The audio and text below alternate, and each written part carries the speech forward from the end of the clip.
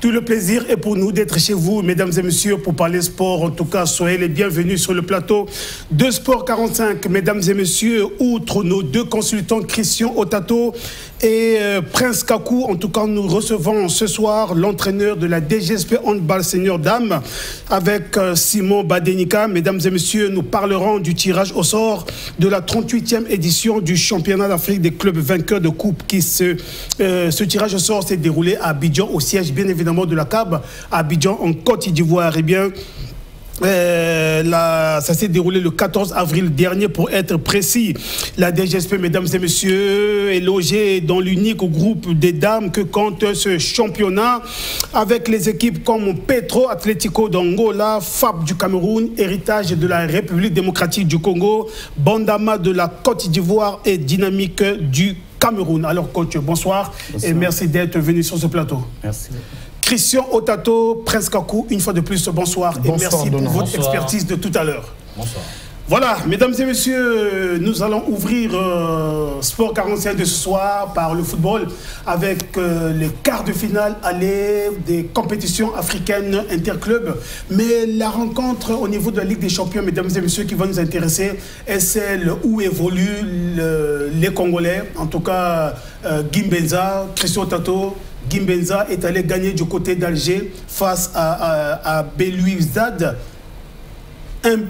1 pour le WAC et 0 pour Belouizdad. Et c'est lui l'auteur de l'unique but de la partie. Oui, bien sûr, comme vous venez de le dire, Donald, ça a été une grande surprise où on se demande est-ce que c'est pas vraiment déjà un bonheur pour le Wydad de Casablanca, puisque Gimbenza, habitué, a toujours marqué du pied.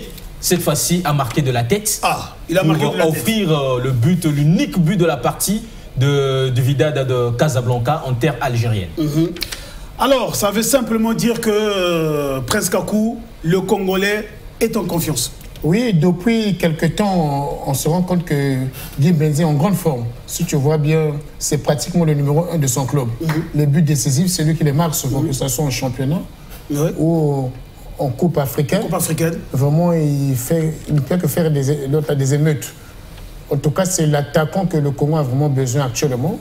Un tireur de surface de ce genre-là, vraiment, le Congo, en tout cas, doit beaucoup compter sur lui pour aller de l'avant.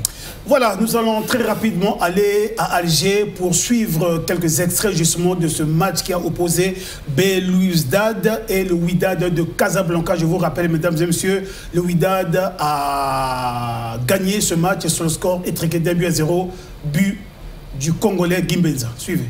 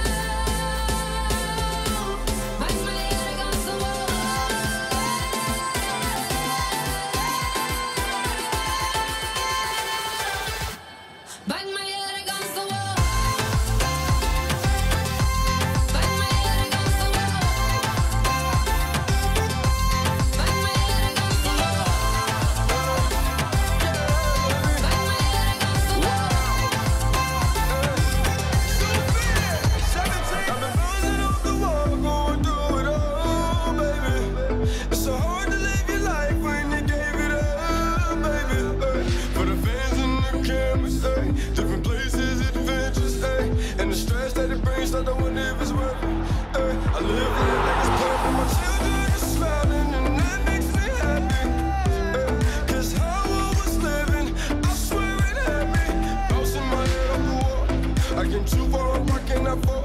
Having fun, I don't know about y'all. It's too fair from Zoo Gang, I'm the boss. For my kids, give my life with no thought.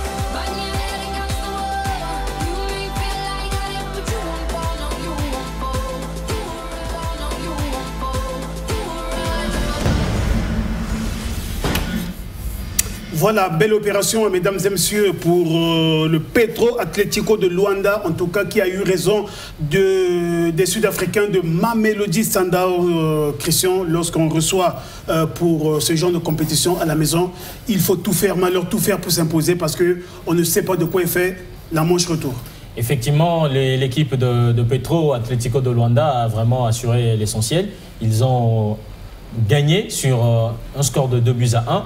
Ce qui veut dire qu'ils ont un avantage à conserver avant le match retour. Le match inscrit par les Sud-Africains ne pourrait pas causer préjudice pour la manche retour, non? On ne sait pas aussi comment ils vont se réveiller pour cette rencontre retour. Tout va dépendre aussi du discours que le staff, surtout l'entraîneur, aura à donner à ses joueurs pour affronter cette phase retour. Surtout que maintenant, il n'y a plus question de buts marqués à l'extérieur. Oui. Ils doivent nécessairement gagner avec un écart de 2 buts pour pouvoir obtenir leur billet pour le dernier carré, ou soit chercher à gagner avec un but d'écart, arracher les prolongations et se départager en cas d'égalité au terme des prolongations par la séance de tir. Voilà, Petro Atlético de Luanda, mesdames et messieurs, Mamelodi Sundowns, 1 pour Petro et 2 pour Petro plutôt, et 1 pour Mamelodi. Nous allons voir tout ceci en images.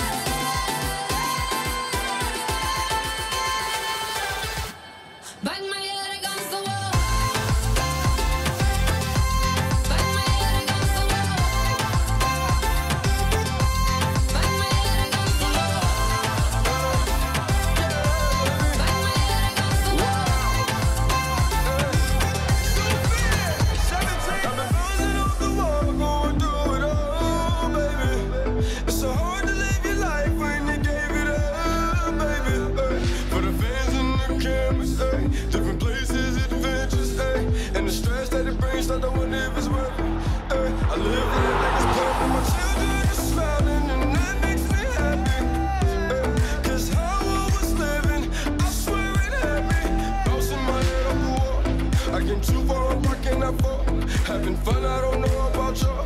It's too fair from Zoo Gang, I'm the boss. For my kids, give my life with no thought.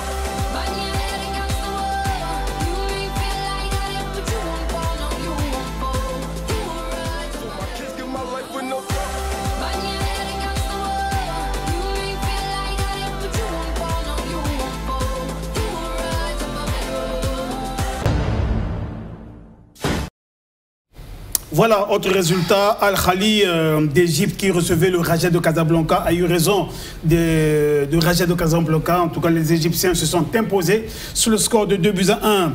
Ces quarts de finale de la Ligue des Champions, mesdames et messieurs, allez, bien évidemment, avait commencé le vendredi 15 avril dernier. Là-bas, ni vainqueur ni vaincu entre l'Entente Sportive Sétif et l'Espérance de Tunis. Donc, les deux équipes se sont séparées sur un score nul de 0 but partout. La manche retour de ces quarts de finale de la Ligue des Champions. La manche retour est donc prévue pour le vendredi 22 avril 2022 à 22 h. L'Espérance de Tunis recevra l'Entente sportive Sétif et le Raja de Casablanca accordera son hospitalité à Al-Khali. Le match va donc se jouer à 23 h. Le samedi 23 avril 2022 à 17 h, Mamelodi Sundowns accordera son hospitalité à Petro Atlético de Luanda. Et pendant ce temps, le Wydad de Casablanca, de notre compatriote Guy Benza, recevra RS Belouizdad d'Algérie. Le match va se jouer à 23 h. Christian, un détail par rapport à ce calendrier? Bon, juste une précision, puisque le match entre le Al-Ahly et le Raja de Casablanca sera une rencontre après-mont à disputer. Ah oui. Parce que lors du match de la Manche Aller, il y a eu vraiment une polémique autour de la VAR. Il y a eu une action où on s'est dit... La VAR a encore fait parler d'elle. La VAR a encore fait parler d'elle et l'a induit en erreur l'arbitre, d'après ce que les Marocains étaient en train de se dire. Donc il faut se dire qu'on va vraiment s'attendre à une rencontre. Un choc. Hein. C'est déjà un choc, parce que le Al-Ahly, le Raja de Casablanca, ce sont deux grands clubs, deux clubs vraiment bien connus sur la scène continentale, qui ont déjà eu à faire leur preuve. Mais avec ce que l'arbitrage, la question qui se fait entendre du côté marocain, avec ces 7 VAR, ça va vraiment être une bataille sans merci pour la victoire finale. La VAR de plus en plus remise en cause sur certains cieux. Hein. Effectivement, c'est ce que les Marocains ont eu à dire à l'issue de cette rencontre. Tout à fait. Et pendant ce temps, du côté de la Coupe de la Confédération, là aussi, on a joué pour le compte des quarts de finale aller. Eh bien, nous avons retenu une seule rencontre, celle qui a mis aux prises Simba de la Tanzanie à Orlando Pirates de l'Afrique du Sud. Après une partie âprement disputée, mesdames et messieurs, ce sont finalement les Tanzaniens qui se sont imposés sur le score étriqué d'1-0. Alors, Prince Kakou, qui l'aurait cru que Simba de la Tanzanie pouvait prendre le dessus sur Orlando. Mais aujourd'hui, les équipes comme les Simba, ce sont des équipes émergentes. Hein.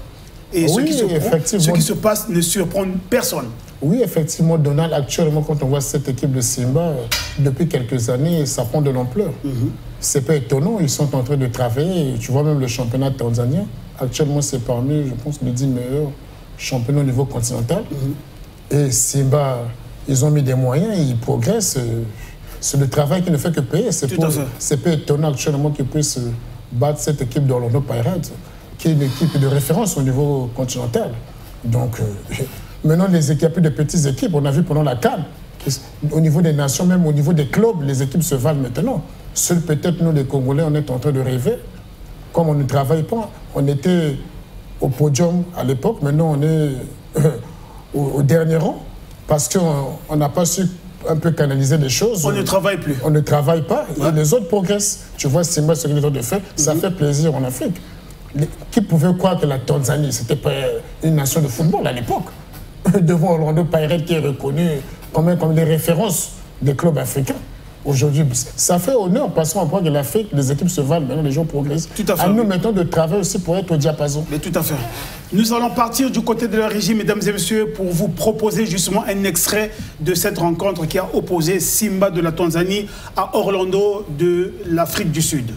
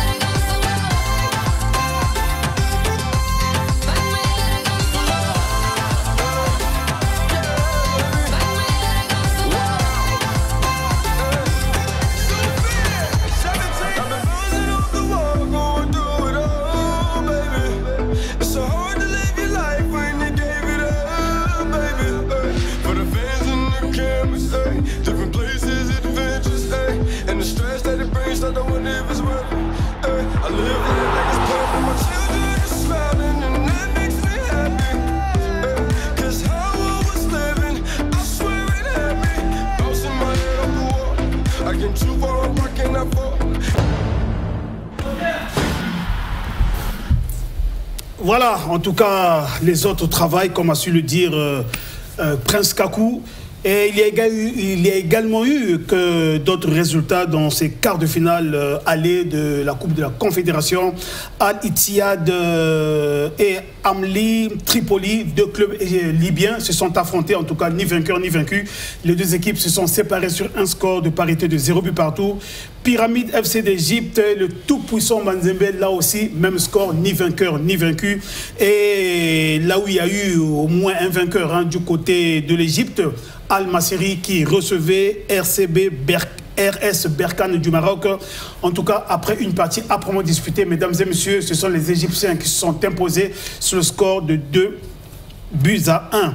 Et la manche retour est donc prévue pour les 23 et 24 avril prochains.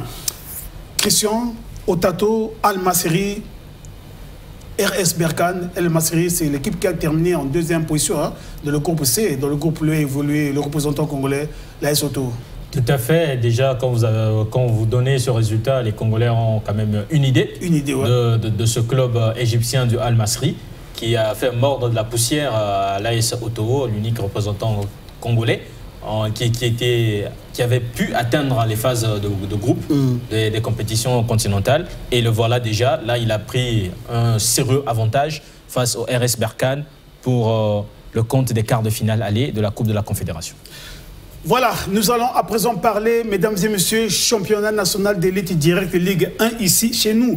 En tout cas, pendant notre séjour du côté de la capitale de l'Anvers, nous sommes quand même allés regarder l'un des derbies de cette journée. Là, c'est Léopard, leader provisoire du championnat, qui recevait l'AS Cheminot. Après une partie âprement disputée, mesdames et messieurs, les Fauves se sont imposés sur le score de 3 buts à 1. Mais avant de vous proposer les quelques buts qui ont été inscrits, mesdames et messieurs, nous sommes allés regarder dans les vestiaires des deux équipes avant bien évidemment le coup de sifflet. Regardez ce qui s'est passé.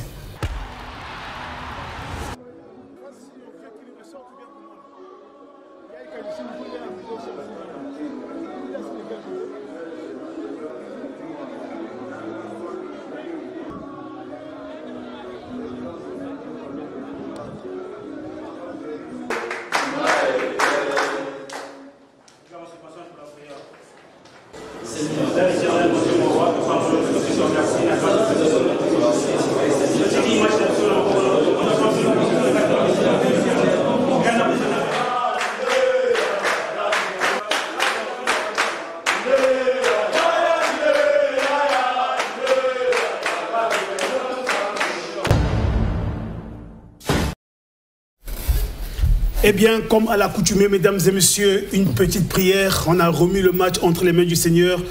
Et voilà, après donc cette prière de part et d'autre, les deux équipes ont pris place sur l'aire de jeu pour ce choc.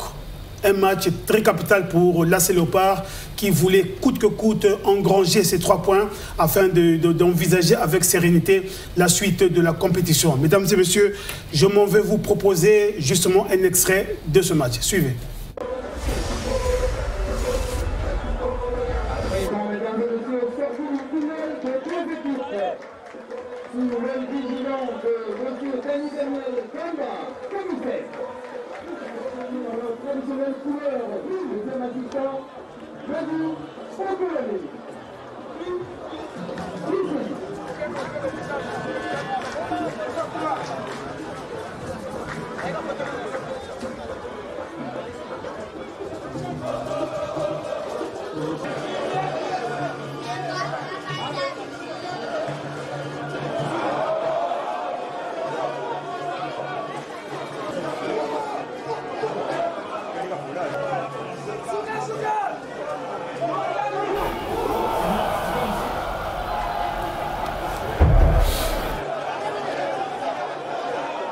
Qui a sanctionné cette rencontre.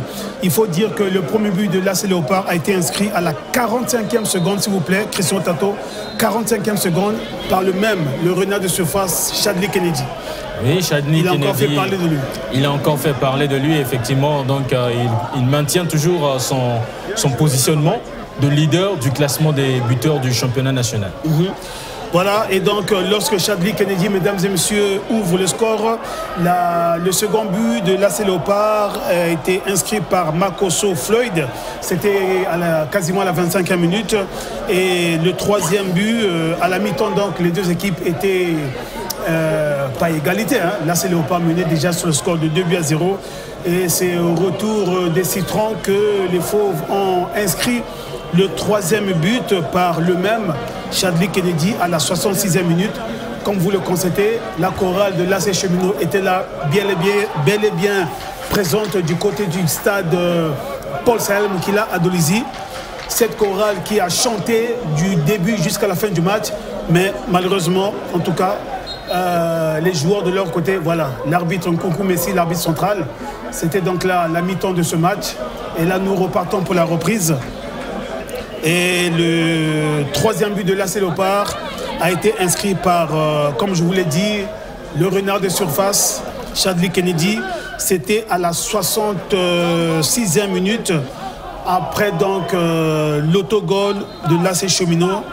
Le joueur qui marque pour le compte de l'AS Cheminot, eh bien c'est un joueur de l'AS Léopard. C'est Carmo, le défenseur, qui venait de faire son entrée. Voilà, là c'est le deuxième but, le troisième but de l'AS Léopard, Chadli, à travers une talonnade, il met le ballon au fond, comme tu as su le dire, hein, presque à coup, un véritable renard de surface. Chadli Kennedy. La chorale de l'AS Léopard en place avec sa mascotte, comme vous le constatez sur ces images. Ces images d'Aurélien Zengi. L'autogol, il est là, l'unique but de l'AS Cheminot. Voilà. Et autogol provoqué bien évidemment par Gloire Vandibio.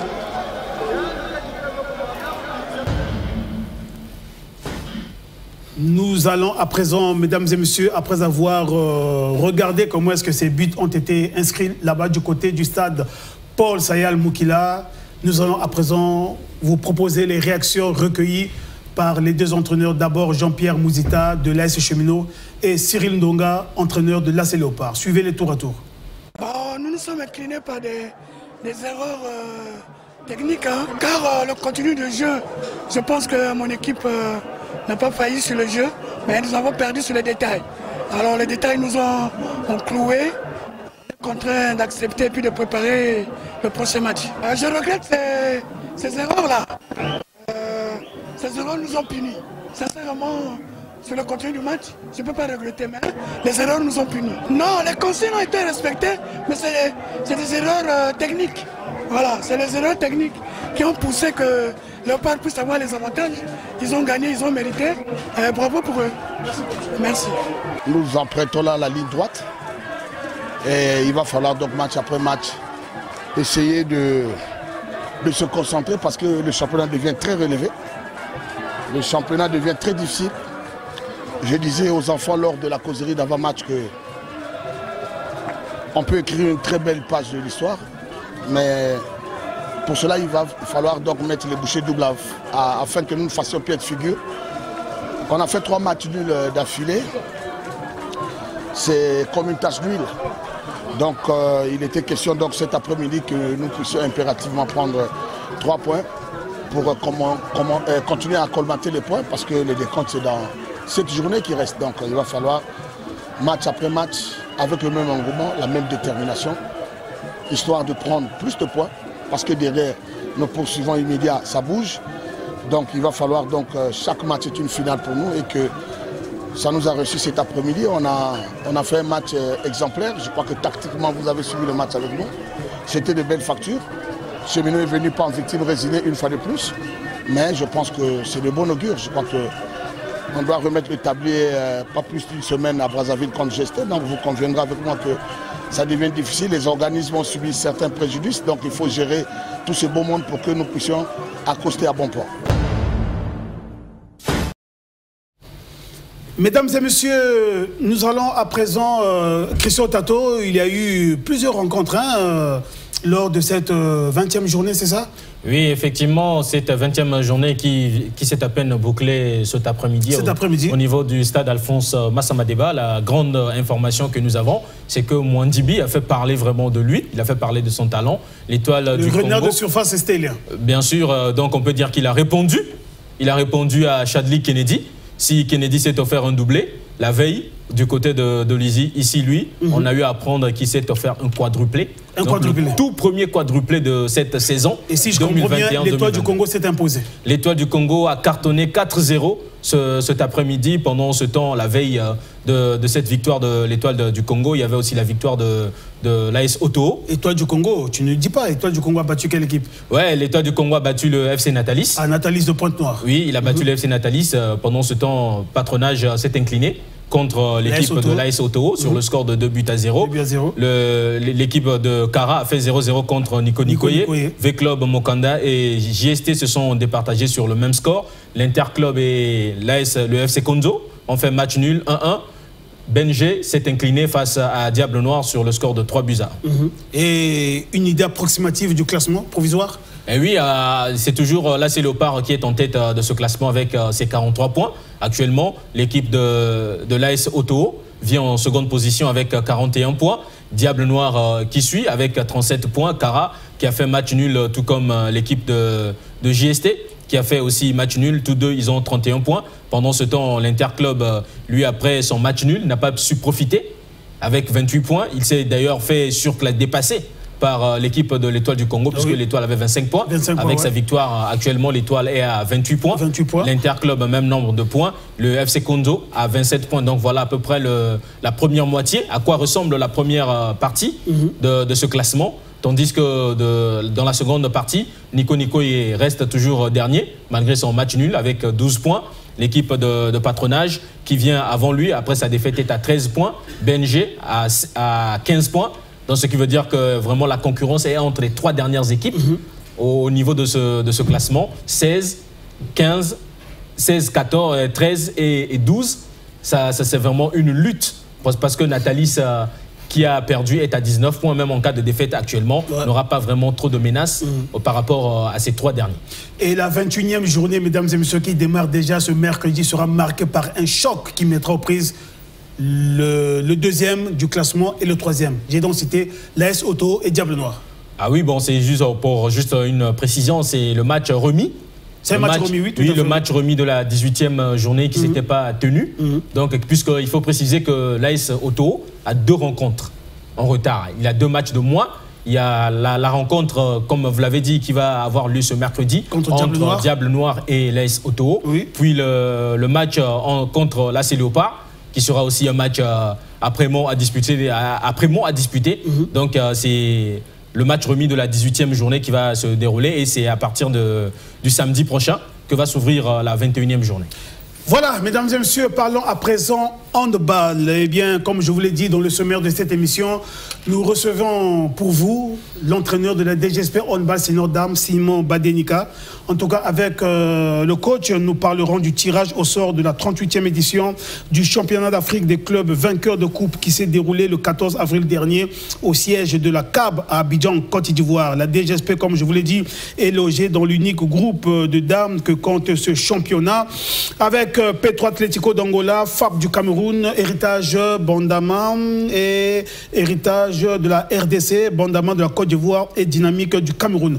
Alors coach, avant donc de parler de ce tirage au sort, comment se porte la DGSP Handball Senior Dames?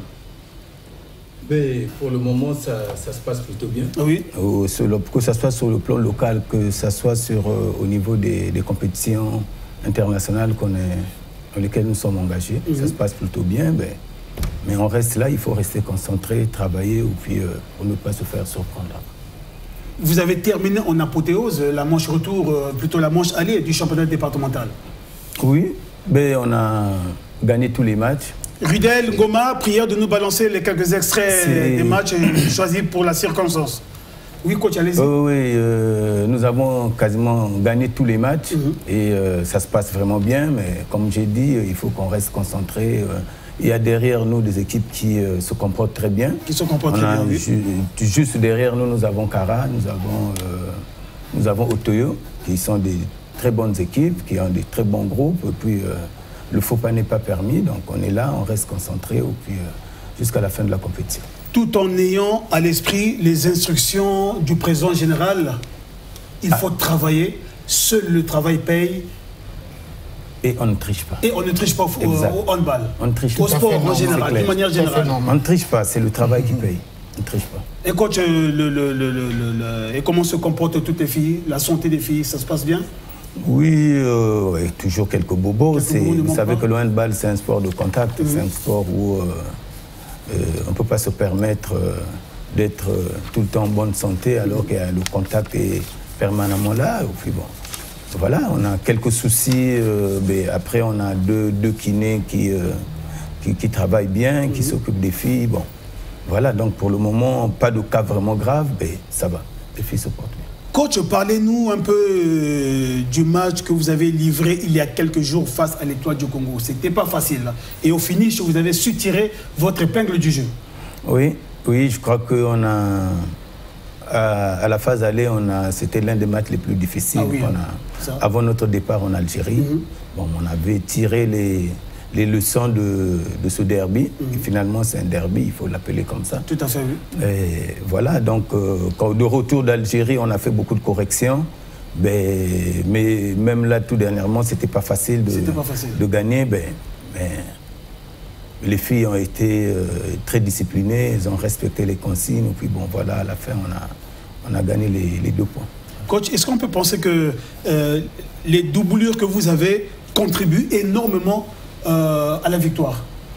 Oui, mais il ne faut pas oublier que la DGSP, c'est une équipe en pleine reconstruction. Tout à fait.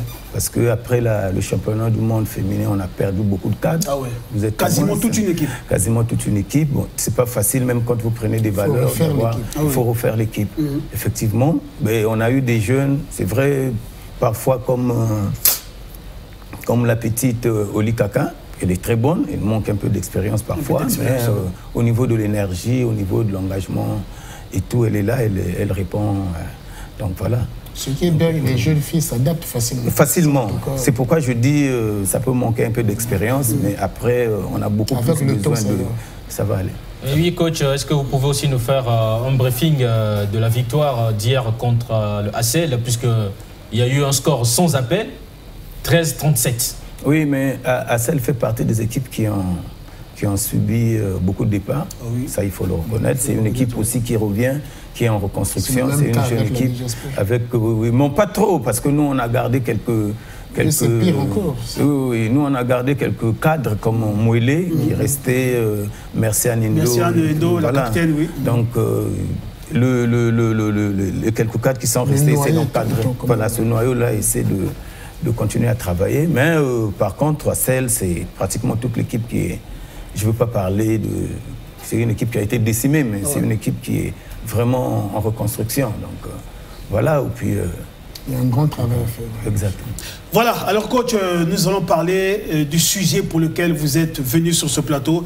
Les championnats d'Afrique des clubs vainqueurs de coupe, compétition à laquelle prendra part la DGSP, se déroulera donc du 8 au 17 mai prochain à Niamey, au Niger. Alors coach, il y a quelques jours, on a procédé du côté du siège de la CAB à Abidjan, Côte d'Ivoire, au tirage au sort de cette compétition.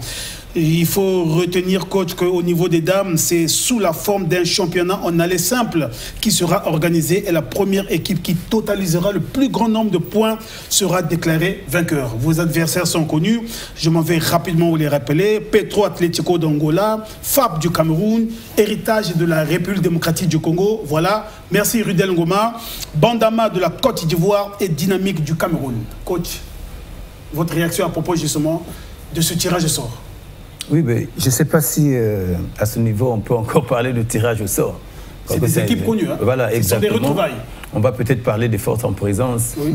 Donc, c'est des équipes qui ne sont plus à présenter. Ah oui.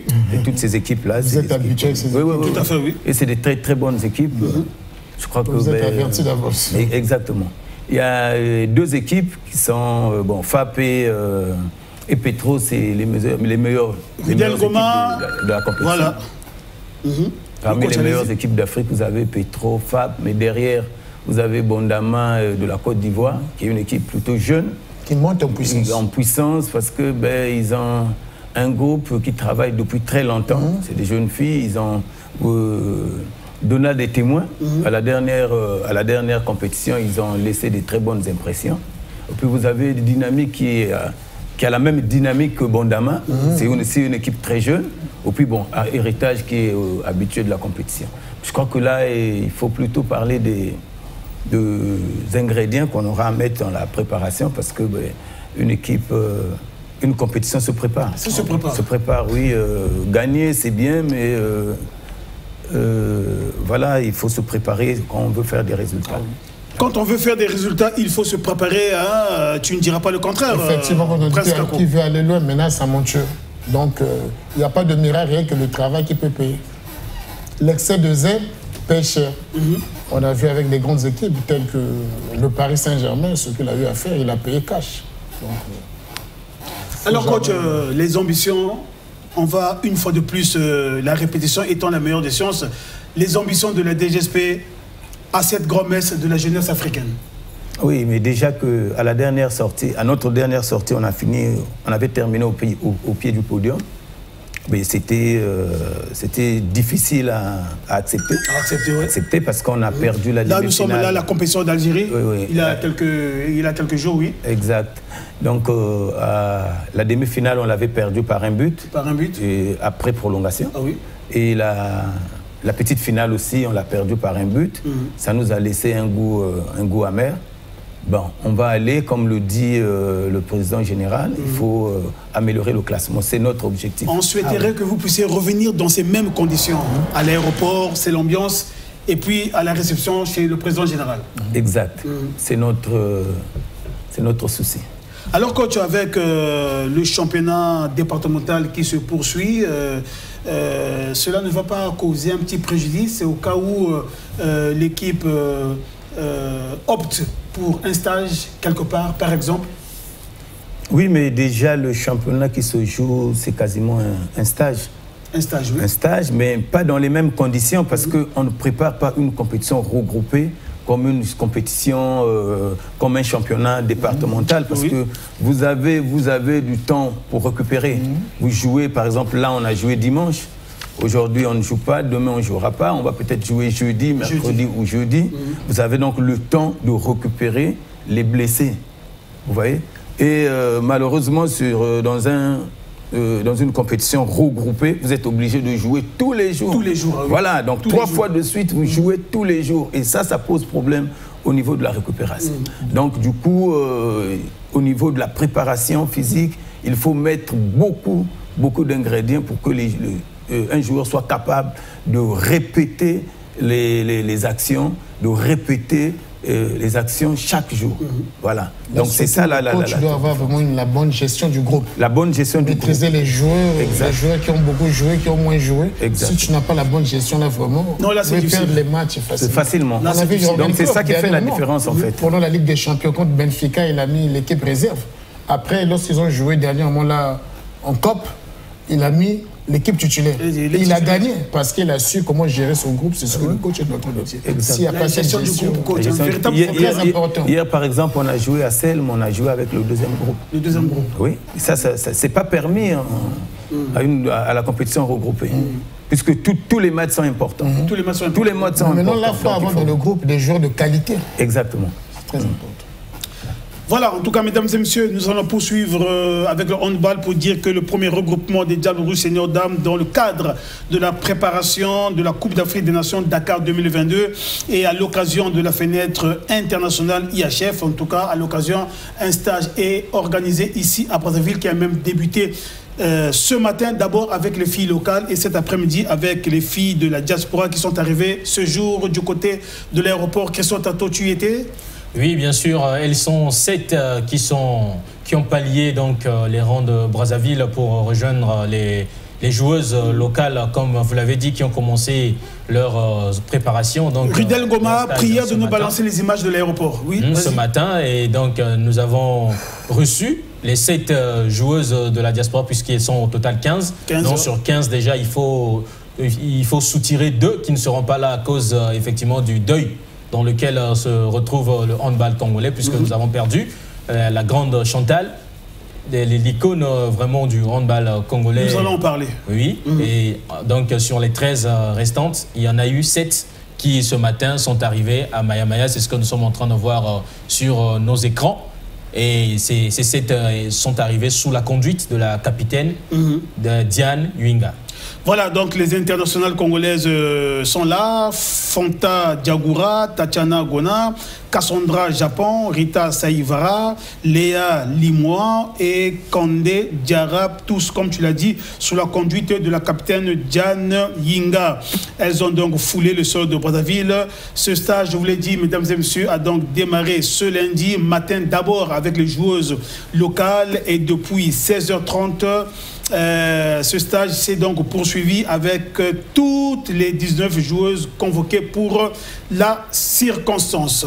Comme qui dirait Prince Kakou, il faut se préparer parce que le handball congolais a un mot à dire à la prochaine Coupe d'Afrique des Nations qui va se dérouler là-bas au Sénégal. Oui, effectivement, Donald, parce que c'est le grand rendez-vous pour les Congolais, surtout qui doit redorer son blason d'antan. Parce qu'on nous a longtemps attendu. On doit vraiment faire preuve de nos capacités pour dire qu'on est toujours là, au sommet du handball continental qu'on nous a connu. Donc, il faut se préparer ardemment pour essayer bien de batailler avec surtout les nations qui émergent actuellement pour ne pas rester en arrière. Nous allons partir, si c'est possible, repartir du côté de la régie. Rudel Ngoma, l'élément qui venait de passer tout à l'heure sur l'arrivée des joueuses de la diaspora. Nous allons suivre l'interview de la capitaine Diane Yinga qui nous a donné justement ses impressions après, bien évidemment, cette arrivée. Est-ce qu'on peut...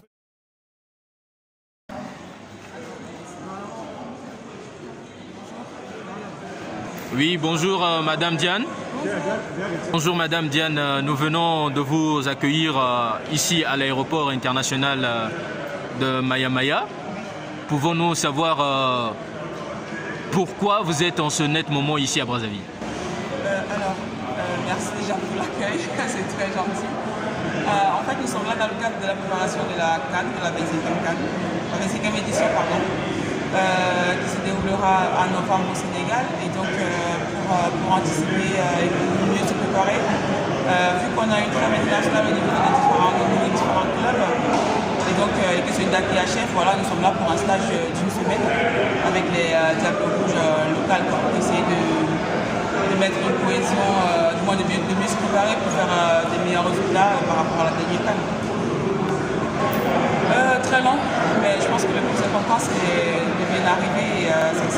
Voilà, on remercie le ciel pour ça, de bien arriver. Le handball congolais, mesdames et messieurs, en deuil. Il pleure depuis le jeudi 14 avril dernier. Chantal au combat. Coach, vous l'avez connu? Bien sûr, j'étais sélectionneur adjoint, coach assistant avec Solange Kolenka. Et je l'ai eu entre 2010 et 2015. Mais en dehors de ça, j'ai suivi un peu son évolution depuis sa jeunesse, depuis qu'elle jouait chez les juniors. Donc c'est une fille avec qui on a entretenu de très bonnes relations. Et donc je la connais parfaitement bien. Je peux me permettre de dire ça. Prince Kakou, c'est compliqué, le handball congolais plongé dans un deuil. C'est un coup de tonnerre pour le handball congolais parce que vraiment, on a perdu une vraie valeur vraiment qui pouvait apporter de son expérience aux jeunes handballeuses congolais, surtout actuellement. En tout cas, on en a besoin, mais c'est dommage. Moi, hélas, c'est arrivé. On peut rien. Christian Tato, c'est la douleur, la consternation au sein de la famille du handball congolais.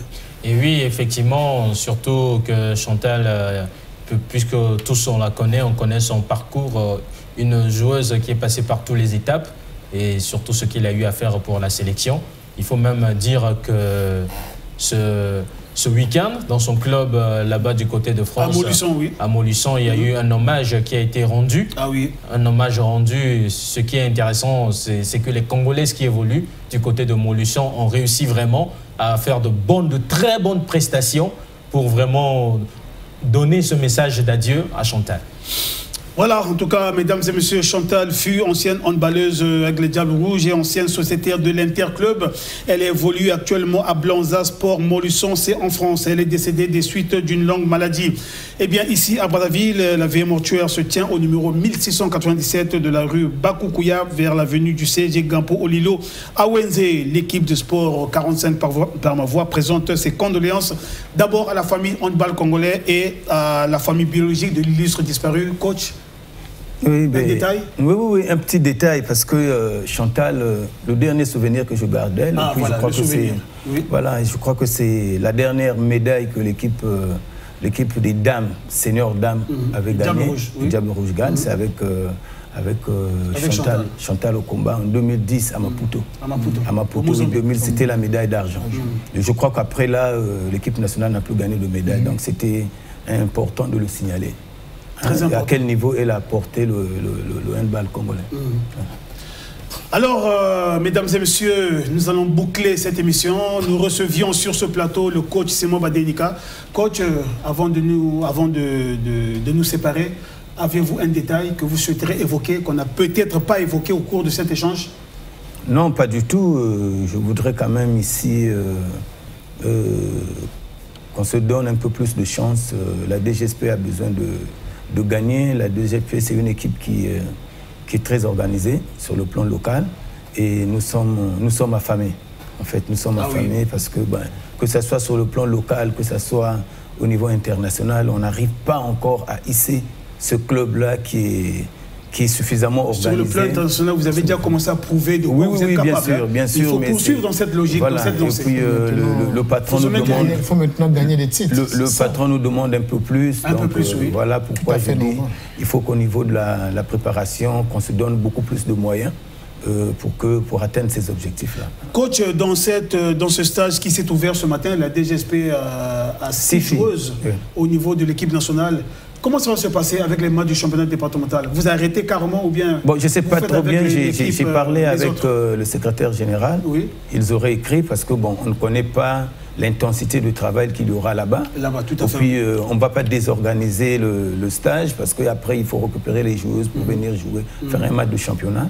Mais je crois qu'au niveau du secrétariat général, on a envoyé une correspondance à la Ligue pour demander qu'il y ait une prolongation pour repousser nos matchs de championnat. Pendant ce temps, celles qui sont restées vont être internées très bientôt parce qu'il faut préparer la Coupe d'Afrique. La compétition africaine. Exact. Donald, sur ce que vient de dire le coach, je pense qu'il y a cette question vraiment fondamentale qui va se poser.